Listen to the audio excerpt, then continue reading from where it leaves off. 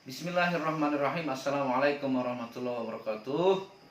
Alhamdulillahilladzi hadana li hadza wa ma kunna linahtadiya laula an hadanallah. Asyhadu an la ilaha illallah wahdahu la syarika lahu wa asyhadu anna Muhammadan abduhu wa rasuluh. La nabiyya ba'dah. Rabbi shrah li sadri wa yassir li amri wahlul 'uqdatam min lisani yafqahu qawli.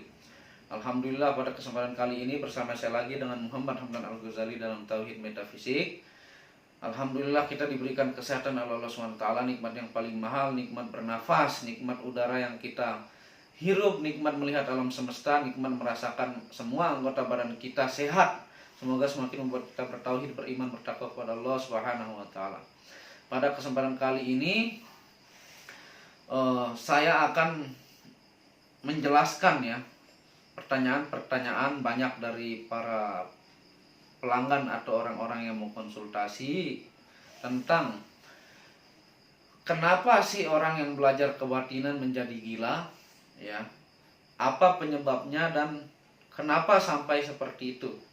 Jadi sebelum saya melanjutkan video saya, jangan lupa Anda dukung channel ini dengan mengklik lambang merah yang tulisannya subscribe dan lonceng notifikasi supaya Anda update, supaya Anda bisa mendapatkan informasi-informasi tentang hal-hal yang jarang dibahas pada zaman sekarang ini, tentang hal-hal ilmu metafisika, ilmu spiritual alam semesta, energi getaran vibrasi dari diri dan alam semesta.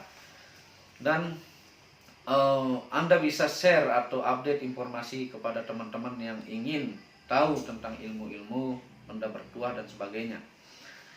Kenapa sih orang belajar ilmu kebatinan atau ilmu spiritual menjadi gila, ya? Kebanyakan orang akan merasakan dirinya stres tingkat tinggi ketika berada di ranah hakikat ke atas. Ya. Kenapa sih orang yang awalnya segar-segar, semangat hidupnya luar biasa, tiba-tiba belajar 1 tahun atau 6 bulan menjadi gila? Ini terjadi kepada sepupu saya sendiri. Ya. Dia seorang guru SMK, guru bahasa Inggris dan guru olahraga yang memiliki prestasi luar biasa. Umurnya sekitar 35-an, tapi menjadi gila setelah belajar ilmu kebatinan, termasuk ilmu tasawuf, ilmu-ilmu tentang kewalian, ataukah ilmu-ilmu yang menyangkut tentang ranah ke hal-hal makrifat. Apa sih penyebab orang belajar kebatinan itu menjadi gila? Yaitu yang pertama dia tidak punya basic spiritual.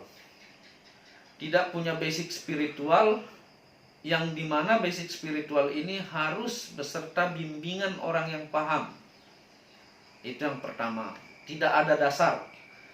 Yang kedua, banyak kata-kata atau kalimat-kalimat ekstrim dalam ranah-ranah ilmu spiritual atau ilmu kebatinan.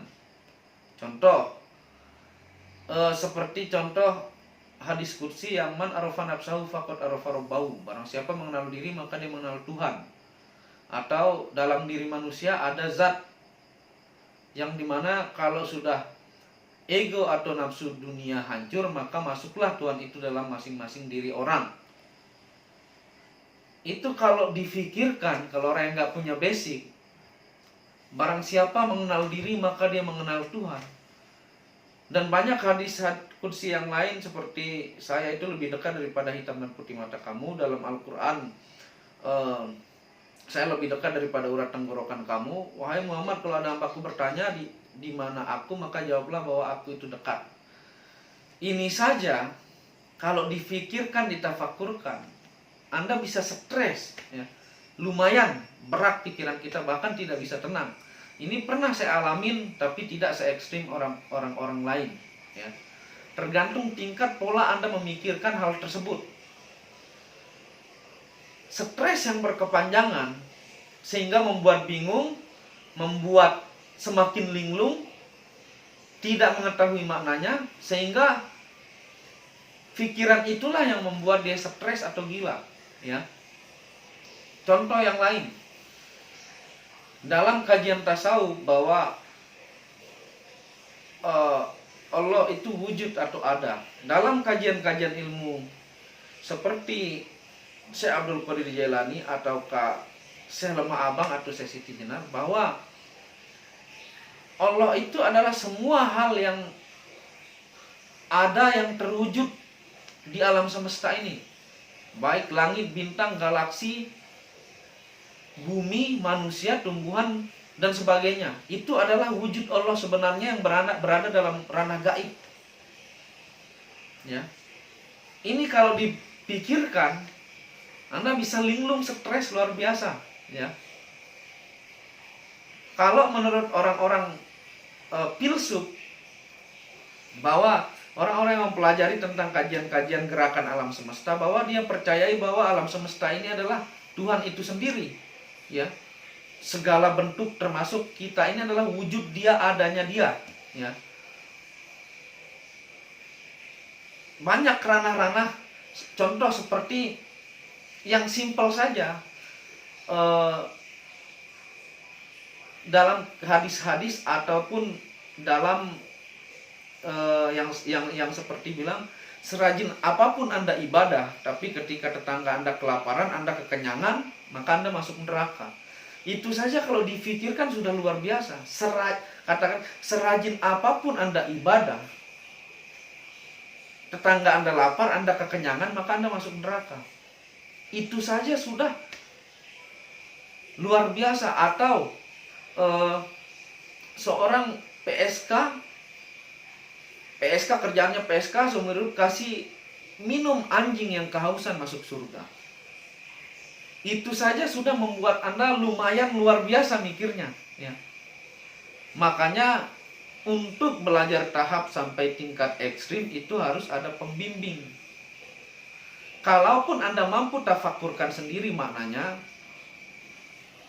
Anda tidak akan menjadi gila, ya. Apalagi di tingkat ranah-ranah makrifat, ya.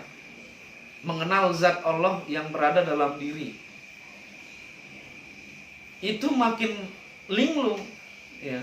Jadi itu yang membuat pikiran berkepanjangan, jadi stres, dipikirin terus, sehingga efek-efek kerjaannya setiap hari atau rutinitasnya setiap hari terpengaruh. Tergelut atau terdiam dalam kondisi memikirkan nama itulah yang membuat dia stres atau menjadi gila. Ya. Karena kita rata-rata ilmu seperti ini tidak dipublikasi. Karena kalau ilmu ranah kebatinan ini dipublikasi, banyak masyarakat yang pola pikirnya tidak sampai ke arah sana. Dan mempublikasinya pun harus ada sumber-sumber yang kuat dari hadis dan Al-Quran. Kalau tidak, bisa menurut pandangan orang yang kurang paham membuat Anda dibilang sesat, bahkan Anda masuk dalam penjara kalau dipublikasikan. Makanya zaman-zaman dulu para wali itu berdakwah itu atau mengajarkan ilmu kebatinan atau ilmu hakikat, marifat dan sebagainya sembunyi-sembunyi. Karena ditakutkan banyak orang yang tidak mampu pola pikirnya untuk memikirkan hal itu, sehingga dia terpengaruh, terbrainwash dengan pemahaman yang salah, sehingga itulah yang membuat jadi gila. Jadi pedoman yang Anda harus bisa lakukan untuk basic Anda, saya jelaskan di video sebelumnya yang cara belajar ilmu spiritual tingkat tinggi. Itu saya jelaskan kepada Anda adalah hal yang paling aman untuk Anda baca dan lakukan, dan penjelasannya mudah, ditafakurkan mudah. Seperti buku Futuhul Gaib, Sir Al-Asrol, Fathul Bari, Ihya Ulumuddin dan Awaluddin Ma'rifatullah. Itu adalah basic-basic penguat topang. Ibaratnya Anda bikin bangunan tingkat 20. Jadi Anda sudah membentuk dasar bangunan itu sangat dalam dan tiang-tiang yang kokoh, sehingga kalau Anda makin naikkan bangunan itu dia kuat. Kalau Anda cuman pasang batanya tipis, tiangnya kecil, Anda bikin tingkat 20 pasti ambruk. Atau dalam logika manusia yang belajar ilmu itu, dia bisa menjadi gila. Jadi itulah penyebabnya buat teman-teman yang nanya. Karena sebenarnya menurut penelitian ilmu-ilmu psikolog dalam dunia pengobatan, bahwa penyakit itu 85% ya, 70 sampai 85% itu berasal dari pikiran. Pikiran dan contoh, Anda memikirkan utang, Anda terus lama-lama mikir utang sehingga kondisi badan Anda stres, zat-zat dari diri Anda ini melemah, sel darah putih sehingga gampang masuk penyakit. Ataupun bisa membuat Anda depresi tingkat tinggi sampai menjadi gila atau bunuh diri. Seperti itu. Jadi itu penjelasannya kenapa orang bisa menjadi gila. Sebenarnya sih poin utamanya itu Anda harus, kalau Anda tidak punya pembimbing khusus, Anda mulai dari buku-buku yang saya jelaskan. Dan paling bagusnya Anda punya pembimbing atau guru khusus hal ini. Karena setiap orang berbeda-beda cara pemahaman dan kekuatan mentafakurkan sebuah ilmu. Itu jawabannya, ya. Khusus karena ilmu-ilmu yang ekstrim, sekali kita baca merinding, sekali kita baca kita tafakurkan harus dulu sehari, 2 hari, 3 hari baru dapat maknanya. Nah, itu perlu Anda tafakur atau berpikir maksud dari ilmu itu dan memiliki pembimbing, ya. Jadi ilmu ini ranah-ranah ekstrim atau ilmu tasawuf tingkat tinggi harus ada yang membimbing atau bertanya terus kepada orang-orang yang paham. Tapi 5 kitab yang saya jelaskan itu sangat aman. Menurut saya serendah-rendah IQ orang menurut orang itu akan paham di buku itu. Semoga video ini bermanfaat. Jangan lupa dukung channel saya dengan like dan subscribe. Wabillahi taufiq wal hidayah. Wassalamualaikum warahmatullahi wabarakatuh.